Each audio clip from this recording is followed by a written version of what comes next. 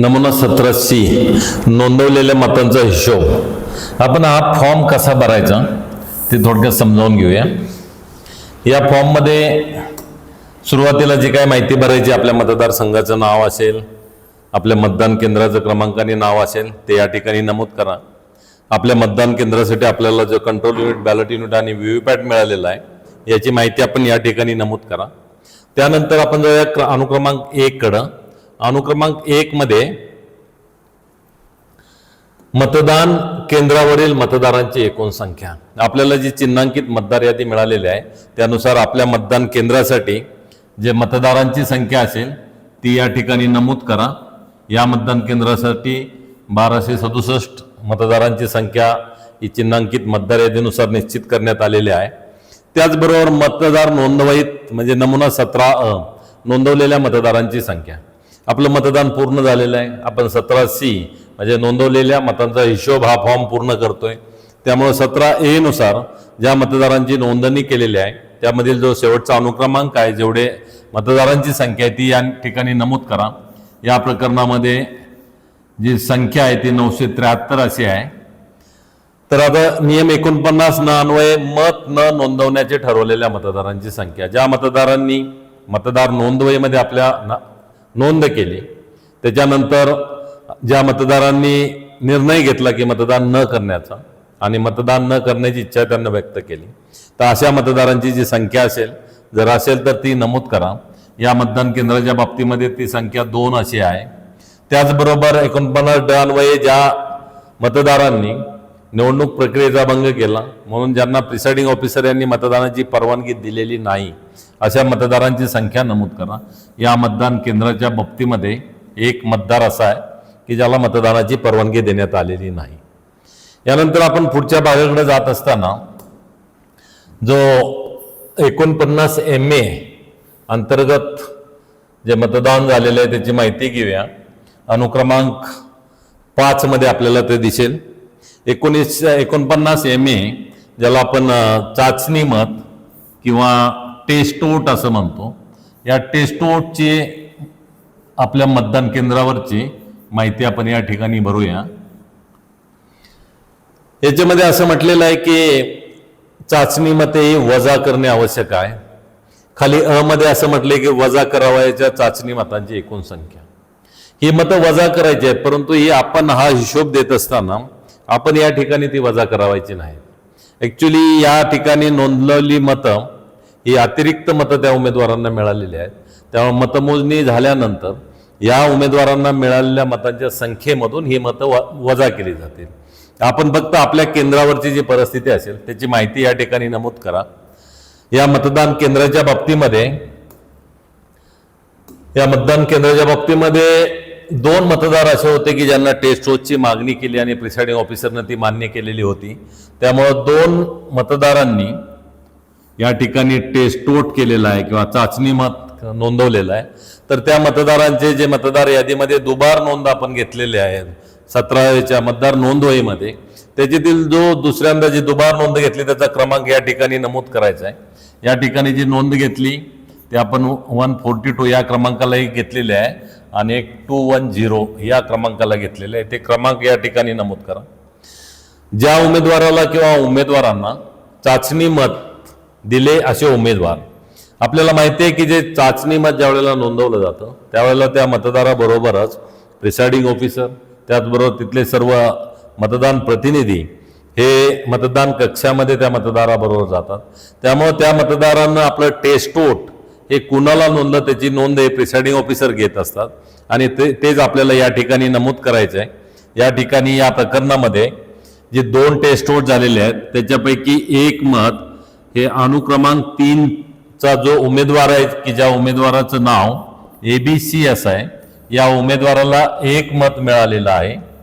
आणि जे दुसरं मत आहे ते अनुक्रमांक 9 वरचा जो उमेदवार आहे ज्याचं नाव DEF असं आहे, या उमेदवाराला 1 मत मिळालेलं आहे. ही परिस्थिती आहे. याप्रमाणे आपल्याकडे जे टेस्ट वोट आहे ते झालेलं आहे. आपण पुढच्या भागाकडे जाऊया. पुढच्या भागामध्ये अनुक्रमांक 6 मध्ये मतदान यंत्रानुसार नोंदवण्यात आलेल्या मतांची एकूण संख्या आपण पाहूया। याच्यामध्ये मतदान यंत्रानुसार नोंदवण्यात आलेल्या मतांची एकूण संख्या आपल्या सर्वांना माहिती आहे की हीच संख्या आयोगाला कळवली जाते। ही संख्या मतदान यंत्रामध्ये नोंद असणं आवश्यक आहे, कारण मतमोजणीच्या वेळेला आपण कळवलेली ही संख्या आणि प्रत्यक्षात मतदान यंत्रामध्ये आढळलेल्या मतांची संख्या याच्यामध्ये काही फरक येता कामा नये। परंतु ही अतिशय महत्त्वाची बाब आहे, याची कल्पना आपल्या सर्वांना आहे। परंतु प्रशिक्षणाच्या वेळी अनेक कर्मचाऱ्यांशी चर्चा केल्यानंतर बोलल्यानंतर नक्की हा आकडा आपण कुठून घेणार, ही फिगर आपण कुठून घेणार, असा ज्यावेळेला प्रश्न विचारला त्यावेळेला अनेक पर्याय कर्मचाऱ्यांना सांगितले। जर आपण ते नमूद करायचे म्हटलं तर त्याच्यापैकी एक पर्याय असा होता की कंट्रोल युनिटवरील टोटल हे बटन दाबून ही संख्या घेता येईल। जो दुसरा पर्याय दिलेला होता तो आपलं नमुना 17A जे रजिस्टर आहे, मतदारांची नोंदवही आहे, याच्यातून ही संख्या घेणार आम्ही, असंही काही जणांना सांगितलं। काही जणांना असं सांगितलं की वोटर स्लिप ज्या आहेत प्रिसाइडिंग ऑफिसर 3 कडं, तर त्या स्लिपही आम्ही मोजणार, त्याच्यातून ही संख्या घेणार। काहींना असं सांगितलं की आम्ही या सगळ्या गोष्टीचा टॅली घेणार आणि त्याच्यातून ही संख्या लिहिणार। काहींना असंही सांगितलं की कंट्रोल युनिटवरचं जे क्लोज बटन आहे तर ते क्लोज बटन दाबून आम्ही ही संख्या घेणार। असे बरेचसे मार्ग सांगितले गेले। काहींना असंही म्हटलं की जे 17A संख्या आहे, या 17A संख्येतून आम्ही टेंडर वोट जे आहे ते त्याच्यामध्ये प्लस करणार आणि ही संख्या घेणार। काहींना असंही म्हटलं की जी 17A जी संख्या आहे त्याच्यामधून आम्ही 49 MA जे टेस्ट वोट आहे ते मायनस करून हे घेणार। म्हणजे एक नक्की आहे की आपल्याला हे महत्वाचं इथपर्यंत कळालं, परंतु ही ऍक्च्युअल फिगर आपल्याला ऍक्युरेट कुठून मिळणार त्याच्यामध्ये मात्र मतांतर दिसली। आणि केवळ यामुळं की याच्यामध्ये आपल्याला अचूक मार्गदर्शन करण्याची आवश्यकता आहे अशी धारणा झाल्यामुळं या ठिकाणी मी थोड्या या बाबी विशद करतोय। एक लक्षात घ्या आपण की या ठिकाणी जे प्रश्न जर पुन्हा वाचला तर त्याच्यामध्ये असं आहे की मतदान यंत्रानुसार नोंद झालेल्या मतांची संख्या। ज्यावेळेला आपण असं म्हणतो की मतदान यंत्रानुसार नोंद झालेल्या मतांची संख्या, त्यावेळेला एक आपल्याला निश्चित होईल की मतदान यंत्रानुसार म्हणजे मतदान यंत्रामध्ये जी मतं नोंद झालेली आहेत, मतदान यंत्रामध्ये नोंद झालेली मतांची आकडेवारी हे मतदान यंत्रच देऊ शकतं, कंट्रोल युनिट देऊ शकतं। त्यामुळे ही जी माहिती आहे, जी संख्या आहे ते आपल्याला कंट्रोल युनिटमधूनच घ्यायला लागेल। या गोष्टी आपण नक्की मनाशी पक्की करावी। आणि हे जर आपलं नक्की झालं असेल तर आपल्या लक्षात येईल की आपले बाकीचे जे पर्याय आहेत, हा पर्याय लागू राहील, हा 17A पर्याय रद्द होईल, हा वोटर स्लिपचा पर्याय रद्द होईल, हा जो टॅली करण्याचा पर्याय या ठिकाणी रद्द होईल। टॅली आपल्याला नंतर अनुक्रमांक 7 मध्ये आपण करणारच आहोत। CUचं जे क्लोज बटनचा हा पर्याय एक लागू राहील। हे जे काय टेंडर वोट प्लस करणं किंवा 49 MA मायनस होणं हे पर्याय या ठिकाणी लागू राहणार नाही। म्हणून ही जी माहिती आहे हे आपल्याला कंट्रोल युनिटवरचं टोटल बटन दाबून आणि कंट्रोल युनिटवरचं क्लोज बटन दाबून या दोन्ही माध्यमातून अचूकपणे मिळेल। आता आपल्याला हे ठरवावं लागेल की याच्यापैकी योग्य पर्याय कुठला। दिवसभर आपण ज्यावेळेला दर 2 तासाची आकडेवारी देता त्यावेळेला आपण कंट्रोल युनिटवरचं टोटल हे बटन दाबलेलं असतं, टोटल बटन दाबून ही आकडेवारी आपण देतात। परंतु ही जी स्टेज आहे आता ही क्लोज ऑफ पोलची आहे, म्हणजे आपलं मतदान पूर्ण झालंय, मतदानाची वेळ संपलेली आहे, जे आपण चिठ्ठ्याचं वाटप केलेलं होतं त्या मतदारांनी आपलं मतदान केलेलं आहे, क्लोज ऑफ पोल करायचं आहे। त्यामुळे जर टोटल बटन दाबून आपण आकडा घेतला, ही माहिती भरली, कदाचित आपण मतदान यंत्र क्लोज करणार नाही। म्हणून at the close of poll जी माहिती घ्यायची ती कंट्रोल युनिटवरचं टोटल हे बटन दाबून घ्यायची नाही, ही माहिती फक्त एकाच मार्गाने घ्यायची आणि ते म्हणजे कंट्रोल युनिटवरचं क्लोज हे बटन दाबण्यात यावं।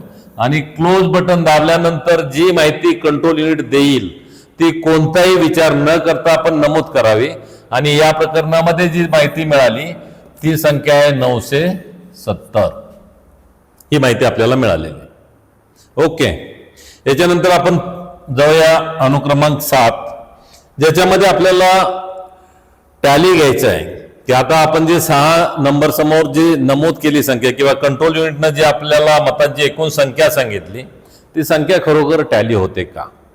मग याच्यासाठी फॉर्म्युला जो दिलेला आहे तो असा आहे की जी आपली 17A ची संख्या आहे, मतदार नोंदवही संख्या आहे, वजा ज्या मतदारांना निर्णय घेतला मतदान न करण्याचा त्यांची संख्या असेल, वजा ज्या मतदारांना आपण मतदान करण्याची परवानगी दिलेली नाही ती संख्या असेल, तर हा फॉर्म्युला जुळायला पाहिजे. आपण पाहूया की किती मतदार आहेत आपल्या 17A नुसार, किती मतदार आहेत अनुक्रमांक 3 नुसार आणि अनुक्रमांक 4 नुसार, आणि आपण टॅली घेऊया. या ठिकाणी अनुक्रमांक 2 नुसार जी मतदारांची संख्या आहे ती 973 आहे, आणि 3 नुसार जे आहे ते 2 आहे, आणि अनुक्रमांक 4 नुसार जे आहे ते 1 आहे. म्हणजे 973 वजा 2 वजा 1 ह्याची आपल्याला टॅली घ्यायला लागेल. आपण बघूया काय उत्तर येत आहे. 973 वजा 2 वजा 1 बरोबर जी संख्या येईल याचं उत्तर येईल 970, आणि हा आपला 970 आणि हा जो आपण नमूद केला 970 हा बरोबर या ठिकाणी टॅली होत आहे. हा आपल्याला टॅली करायचा, आणि मग त्याचा मेळ बसतो का तर आपण इथं उत्तरामध्ये लिहायचं होय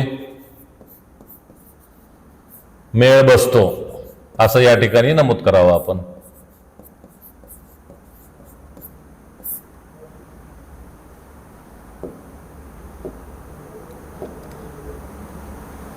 या ठिकाणी तसं नमूद करावं. पुन्हा आपण जाऊया पुढच्या मुद्द्याकडं, ज्याच्यामध्ये 8 नंबरमध्ये जो टेंडर वोटच्या बाबतीमध्ये आहे, प्रदत्त मतपत्रिका. ज्या मतदारांना प्रदत्त मतपत्रिका देण्यात आल्या त्या मतदारांची संख्या, आपण जी संख्या असेल ती नमूद करा. या प्रकरणामध्ये 2 मतदारांना आपण टेंडर वोट दिलेले आहेत. मतपत्रिकेची संख्या आणि अनुक्रमांक ते आपल्याला नमूद करायचे आहेत. त्याच्यामध्ये वापरण्यासाठी प्राप्त झालेल्या एकूण 20 मतपत्रिका या आपल्याला प्राप्त होत असतात प्रत्येक मतदान केंद्रासाठी. या केंद्रासाठी जे मिळाली जे काय मतपत्रिका मिळालेल्या होत्या टेंडरच्या, तर 1001 पासून 1020 पर्यंत प्राप्त झालेल्या होत्या. त्याच्यापैकी मतदारांना दिलेल्या, मतदारांना 2 मतदार होते, त्या 2 मतदारांना दिलेल्या आहेत 1001 ते 1002 या मतदारांना दिलेल्या आहेत, आणि न वापरता परत केलेल्या 1003 ते 1000 जे आहे ते 20 या परत केलेल्या आहेत. ह्या जी मतपत्रिकांची संख्या आहे ती 18 राहील, ही परत केलेल्या आहेत. याच्याप्रमाणे आपण माहिती या ठिकाणी नमूद करावी. त्याचबरोबर जे कागदी मोहरांच्या बाबतीमध्ये आहे, कागदी मोहरांचा हिशोब, तर त्याच्या बाबतीमध्ये आवश्यक माहिती या ठिकाणी नमूद करावी. आपल्याला ज्या कागदी मोहरा पुरवण्यात आलेल्या आहेत त्यांची संख्या नमूद करावी, त्यांचे अनुक्रमांक नमूद करा. ज्या कागदी मोहरा आपण वापरल्या त्याची अनुक्रमांक संख्या नमूद करा. त्याचबरोबर न वापरलेल्या निवडणूक निर्णय अधिकाऱ्याकडे परत केलेल्या ज्या कागदी मोहरा आहेत, हा जो हिशोब आहे तो आपल्याला जो ग्रीन पेपर सील आहे आपलं त्याच्या संदर्भातला आहे. त्यामुळे ती माहिती आपण या ठिकाणी भरायची आहे. त्यानंतर जर काही खराब झालेल्या असतील तर ते खराब झालेल्या असतील तर त्या या ठिकाणी आपण नमूद करा आणि त्याची माहिती या ठिकाणी द्यायची. तर अशा पद्धतीने सर्व कागदी मोहरांची माहिती जी आहे ती आपण या ठिकाणी नमूद करा. ही सर्व माहिती भरल्यानंतर आपल्या मतदान केंद्रावरती जे उपस्थित मतदान प्रतिनिधी असतील त्या सर्वांच्या आपण या ठिकाणी सह्या घ्या, दिनांक आणि ठिकाण नमूद करा, आणि मतदान केंद्राध्यक्षानं या ठिकाणी स्वाक्षरी करावी. आपला जो केंद्र क्रमांक आहे तो नमूद करावा. या निमित्ताने 1-2 गोष्टी मी आपल्या निदर्शनास आणू इच्छितो. एक तर ही माहिती अशा पद्धतीनं आपण अचूक भरावी, आणि दुसरं आहे की या ठिकाणी भरलेली माहिती हे तुमचा मतदान केंद्राध्यक्षाची दैनंदिनी असेल, तुमचा 17A स्क्रुटिनीचा नमुना असेल त्याच्यामध्ये भरलेली माहिती असेल, आणि PH0 मध्ये भरलेली माहिती असेल. तर ही सर्व आपण टॅली करून घ्या, याच्यामध्ये काही चूक असता कामा नये. त्याचबरोबर आपण एक फॉर्म भरला, त्याच्या आपल्याला प्रत्येक पोलिंग एजंटला एक प्रत द्यायला लागते. आपल्याला जे साहित्य जमा करून घेतलं जातं त्या केंद्रावरती एक सुटी प्रत द्यायला लागते, एक सीलबंद प्रत द्यायला लागते, एक प्रत झोनल ऑफिसरला द्यायला लागते. ह्या सर्व प्रती बनवत असताना त्यातील आकडेवारी एक सारखी राहील आणि अचूक असेल याची आपण दक्षता घ्या.